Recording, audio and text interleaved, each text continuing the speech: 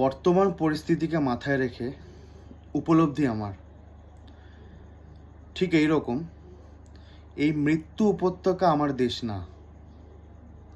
যে পিতা সন্তানের লাশ শনাক্ত করতে ভয় পায়, আমি তাকে ঘৃণা করি। যে ভাই এখনো নির্লজ্জ স্বাভাবিক হয়ে আছে, আমি তাকে ঘৃণা করি। যে শিক্ষক, বুদ্ধিজীবী, কবি ও কেরানি প্রকাশ্য পথে এই হত্যার প্রতিশোধ চায় না, আমি তাকে ঘৃণা করি। 8 জন মৃতদেহ চেতনার পথ জুড়ে শুয়ে আছে, আমি অপ্রকৃতস্থ হয়ে আছি।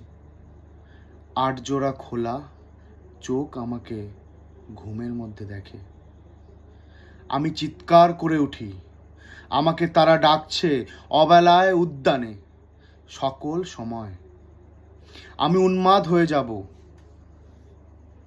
আত্মহত্যা করব, যা ইচ্ছা তাই করব। এই মৃত্যু উপত্যকা আমার দেশ নয়। এই জল্লাদের উল্লাস মঞ্চ আমার দেশ নয়। এই বিস্তীর্ণ শ্মশান আমার দেশ না।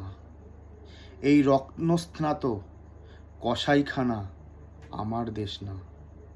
আমি আমার দেশকে ফিরে কেড়ে নেব, বুকের মধ্যে টেনে নেব কুয়াশায় ভেজা একরাশ বিকেল। জানি না এই সময় দাঁড়িয়ে এইটা কতটা যথাযথ কবিতা হলো, তাও চেষ্টা করলাম। ভালো লাগলে কমেন্ট করে জানাবেন।